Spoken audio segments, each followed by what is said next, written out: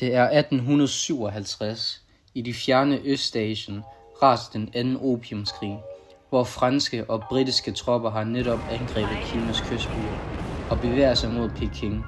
Midt i denne konflikt får Frankrig nyheder om kristenforfølgelserne i det, der dengang hed Dainan. Kejser Zhou, der ser kristendommen som en trussel mod den traditionelle konfucianske ordre, har beordret forfølgelser af konverterede vietnamesere og europæiske missionærer, hvilket resulterer i fængslinger og henrettelser. Frankrig udnytter sin militære tilstedeværelse i Østasien og sender i 1858 en ekspeditionsstyrke til Vietnam, støttet af Spanien. Tropperne går i land ved Da Nang, men møder stærk modstand fra de vietnamesiske forsvarsstyrker. I stedet for at fortsætte offensiven der, sejler de videre mod syd og angriber Saigon i 1859. Efter flere års kampe tvinges kejseren i 1862 til at indgå en fredsaftale og afstå Cochin-Kina, den sydlige del af Vietnam, til Frankrig. Over de næste årtier udvider franskmændene gradvist deres kontrol, og i 1885 har de sikret kontrol over hele landet, der nu opdeles i 3 regioner. Cochin-Kina direkte under fransk kontrol, Annam, hvor kejseren formelt reagerer, men i praksis er underlagt af Frankrig, og Tonkin, som bliver et strategisk koloni. I 1887 skaber Frankrig Fransk Indokina, der også omfatter Kambodja og senere Laos. Under fransk styre udnyttes Vietnams ressourcer til fordel for Frankrig. Store plantager oprettes for gummi, kaffe og ris. Mange mennesker arbejder under slavelignende forhold, og et hver modstand slås brutalt ned. Midt i denne undertrykkelse vokser nationalistiske bevægelser frem, og en af dem, der drømmer om et frit Vietnam, er Ho Chi Minh. Født i 1890 i Nghệ An-provinsen, rejser han i sin ungdom til Europa, hvor han bliver politisk aktiv. I Frankrig tilslutter han sig til den kommunistiske kredse og ser socialismen som en vej til frihed for Vietnam. I 1930 stifter han det indokinesiske kommunistparti i Hongkong, der organiserer oprør mod franskmændene. Og da 2. verdenskrig bryder ud, bliver Fransk Indokina i 1940 besat af den japanske imperium, men den franske Vichy-regering får lov til at administrere kolonien videre. Vietnams befolkning lider under både japansk og fransk udnyttelse, og i 1941 skaber Ho Chi Minh Viet Minh, en nationalistisk og kommunistisk modstandsbevægelse, der kæmper mod besættelsen med en hemmelig støtte fra USA. I marts 1945 afsætter Japan de franske myndigheder og skaber den vietnamesiske imperium, som forener Tonkin og Annam, og indsætter kejser Bao Dai som leder af den nye marionetstat, og giver Kambodja og Laos deres uafhængighed. Men da Japan kapitulerer i august samme år, mister kejseren sin støtte, og Viet Minh griber chancen. De overtager hurtigt kontrollen over Hanoi og flere andre byer. Den 2. september 1945 træder Ho Chi Minh frem på Ba Dinh-paladsen i Hanoi og erklærer Vietnams uafhængighed. Han håber på international anerkendelse, men Frankrig nægter at opgive sin tidligere koloni.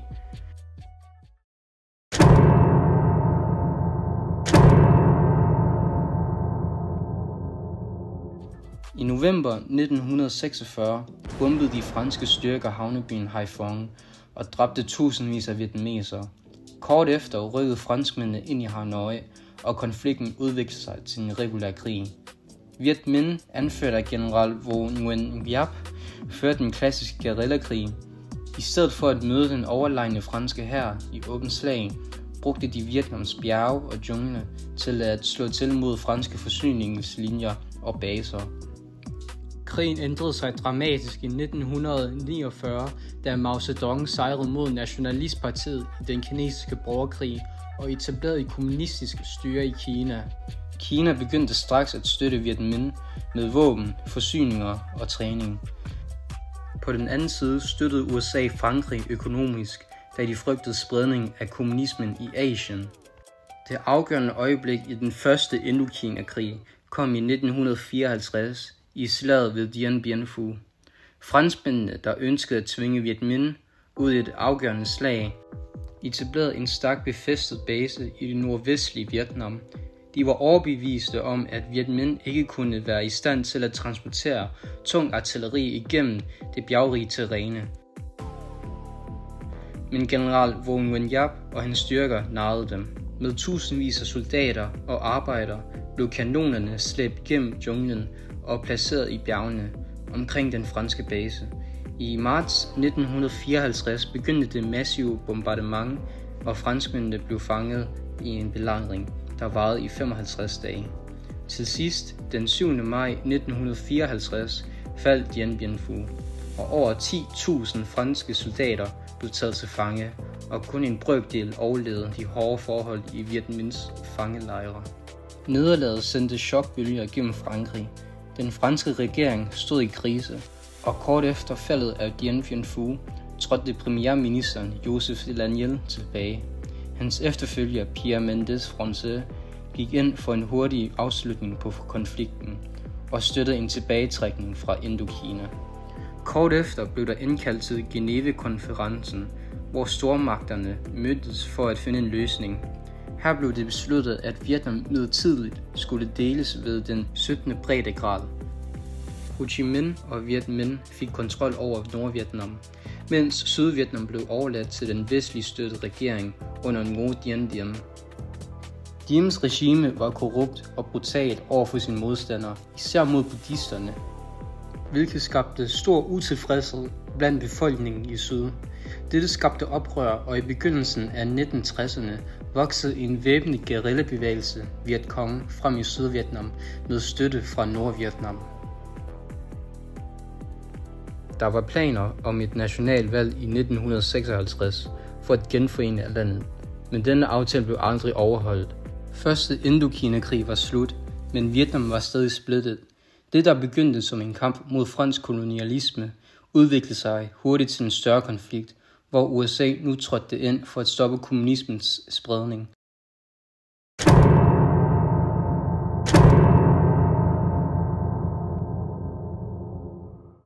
I 1964 brugte USA en hændelse i Golfen af Tonkin som påskud for at eskalere sin krigsindsats. Den 2. august blev den amerikanske destroyer USS Maddox angiveligt angrebet af nordvietnamesiske torpedobåde, og 2 dage senere blev et lignende angreb rapporteret. Selvom beviserne for det angreb var usikre, brugte præsident Lyndon B. Johnson hændelsen til at overbevise kongressen om at vedtage Tonkin-resolutionen, hvilket gav ham frie hænder til at sende amerikanske tropper til Vietnam uden en officiel krigserklæring. Og i 1965 blev de første amerikanske kampstyrker sat ind, og krigen eskalerede hurtigt fra blot 23.000 soldater i 1964, steg tallet til 536.000 i 1968. Nordvietnameserne og Vietcong-krigerne vidste, at de ikke kunne vinde over USA i en almindelig krig, fordi USA havde bedre teknologi, flere soldater og kampfly. Derfor brugte de i stedet krigsmetoden guerillakrig. Den samme metode de brugte til at kæmpe mod franskerne i 1950'erne, hvor de brugte junglen som deres fordel. Den tætte jungle gør det svært for de amerikanske soldater at se noget. Vietcong-soldaterne brugte camouflage, de havde tøj og udstyr, der lignede junglen, så de slog ofte til i bagholdsangreb og forsvandt igen.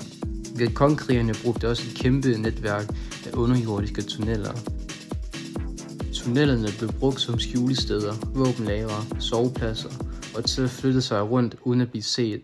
Nogle steder kunne de endda lave mad eller behandle sårede under jorden.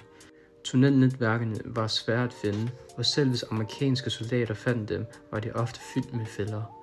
En af de ting, som de amerikanske soldater frygtede, var fælder. Vietnameserne brugte primitive, men effektive fælder. Bambusspyd smurt ind i gift, dybe faldgrave skjult i blade og grene, samt landminer, der kunne rive benene af en soldat i et splitsekund. Det var også næsten umuligt at skelne mellem hvem var fjende. Mange Vietcong-krigere var ikke i uniform. Om dagen var de almindelige bønder, der arbejdede i rismarkerne. Om natten forvandlede de sig til guerillakrigerne. Amerikanerne vidste aldrig, hvem de kunne stole på, og det førte til frygt, paranoia og brutale hændelser mod vietnamesiske landsbyer. For at opretholde forsyninger til Vietcongkrigerne i syd, etablerede Nordvietnam en hemmelig logistisk rute kendt som Ho Chi Minh-stien. Den strakte sig gennem Laos og Kambodja og gjorde det muligt for tusindvis af soldater og tonsvis af våben at blive transporteret fra nord til syd. I 1965 lancerede USA Operation Rolling Thunder, en massiv bombekampagne for at ødelægge Vietcongs guerillastyrker og Nordvietnams forsyningslinjer. Fra 1965 til 1968 kastede USA over 643.000 tons bomber over Laos og Nordvietnam.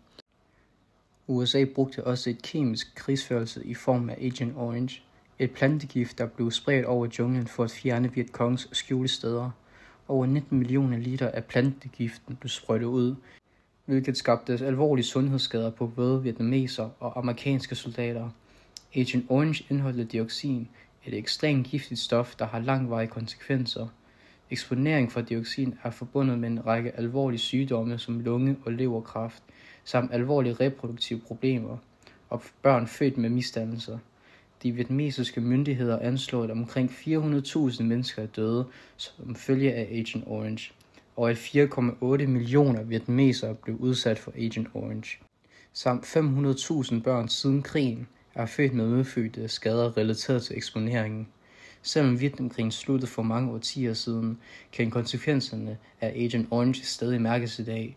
Dioxin kan blive i jorden og vandet i mange årtier, hvilket betyder, at nye generationer stadig bliver udsat for stoffet gennem fødevareforbrug og miljøkontakt. I januar 1968 lancerede Nordvietnam en stor offensiv under Tet, altså vietnamesisk nytår. Over 100 byer og baser blev angrebet på én gang, inklusive den amerikanske ambassade i Saigon. Selvom USA slog offensiven tilbage, var skaden sket. Den amerikanske befolkning indså, at krigen ikke var ved at blive vundet, som regeringen påstod. Protester mod krigen voksede, og præsidenten Lyndon B. Johnson meddelte, at han ikke ville genopstille til den næste amerikanske valg. På grund af stigende modstand mod krigen i USA, begyndte præsident Richard Nixon at trække amerikanske tropper hjem i 1970. Denne politik blev kaldt for vietnamisering. Målet med vietnamisering var at overdrage ansvaret for krigen til de sydvietnamesiske styrker, som blev trænet og støttet af USA. Samtidig intensiverede Nixon bombningen af Nordvietnam. I januar 1973 blev Paris-fredsaftalen underskrevet, hvilket førte til de sidste amerikanske kampstyrker blev trukket ud af Vietnam i marts 1973. Men krigen var ikke slut. Selvom USA gjorde, hvad de kunne for at hjælpe Sydvietnam, kunne Sydvietnam ikke modstå Nordvietnams fremrykning. I foråret 1975 indledte Nordvietnam sin sidste offensiv. Den 30. april 1975 rullede nordvietnamesiske kampvogne ind i Saigon. Sydvietnams præsident flygtede, og amerikanske diplomater blev evakueret i kaotiske scener fra ambassadens tag. Vietnam var nu officielt genforenet som den socialistiske republik af Vietnam. Under krigen døde over 3 millioner vietnamesere. 2 millioner af dem var civile. USA mistede 58.220 soldater, og over 300.000 af amerikanske soldater blev såret. Efter genforeningen af landet var der mellem 1-2 millioner vietnamesere, der flygtede fra den nye regering i små både. De blev kaldt for boat people. Mange druknede eller blev fanget af pirater. De, der overlevede, havnede i flygtningslejre i Sydøstasien. USA og de vestlige lande begyndte senere at tage imod flygtninge, men for mange var det for sent. Samtidig blev Vietnam isoleret af en økonomisk embargo, og landet blev afhængig af Sovjetunionen for støtte. Mens landet kæmpede med interne problemer, opstod der en ny trussel fra nabolandet Kambodja. Efter Vietnamkrigen var en Røde Khmer, ledet af Pol Pot, kommet til magten og havde indført et af verdens mest ekstreme kommunistiske styre. Over 1,5 millioner mennesker blev myrdet i et forsøg på at skabe et utopisk kommunistisk samfund, uden byer, penge eller uddannelse. Den Røde Khmer betragtede Vietnam som en fjende og begyndte at angribe vietnamesiske grænseområder, hvilket førte til voldelige sammenstød. I december 1978 besluttede Vietnam at invadere Kambodja med et styrke på 150.000 soldater. På blot 2 uger havde de erobret landets hovedstad Phnom Penh og fjernet Pol Pot fra magten. Vietnameserne indsatte en pro-venlig regering, men blev snart mødt med en langvarig guerillakrig fra den Røde Khmer, der fik støtte fra Kina og USA.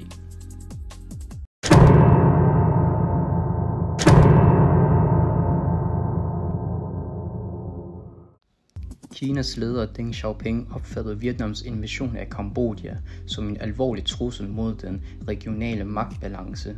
Kina havde været en vigtig støttespiller for den Røde Khmer, og Vietnams voksende indflydelse kombineret med dets tætte alliance med Sovjetunionen skabte stor bekymring i Beijing. For kineserne signalerede Vietnams handlinger, at landet var ved at etablere sig som en dominerende magt i regionen, hvilket Kina ikke ville acceptere. Samtidig blev forholdet mellem de to lande forværret af Vietnams behandling af Hoa-folket, den kinesiske minoritet i Vietnam. Kina reagerede kraftigt på denne udvikling og brugte det som en af de officielle begrundelser for at iværksætte en militær aktion mod Vietnam. I februar 1979 invaderede Kina det nordlige Vietnam med omkring 200.000 soldater. Den kinesiske ledelse forventede en hurtig sejr, men Vietnams militær var således mere erfarne efter årtiers krigsførelse og kendte terrænet langt bedre end de kinesiske tropper. Kampene blev intense og blodige. Kinesiske styrker erobrede flere grænsebyer, men stødte på kraftig vietnamesisk modstand og led store tab. Mange af Kinas soldater var uerfarne, og dårlig logistisk planlægning gjorde invasionen endnu vanskeligere. Efter en måned med kampe trak Kina sig tilbage, men hævdede at have straffet Vietnam for dets handlinger. Tabstallene for krigen er omdiskuterende, men det anslås omkring 50.000 til 60.000 soldater blev dræbt eller såret på begge sider. Siden Kinas invasion i 1979 har spændinger mellem de to lande fortsat, især det sydkinesiske hav, hvor både Vietnam og Kina gør krav på territorier.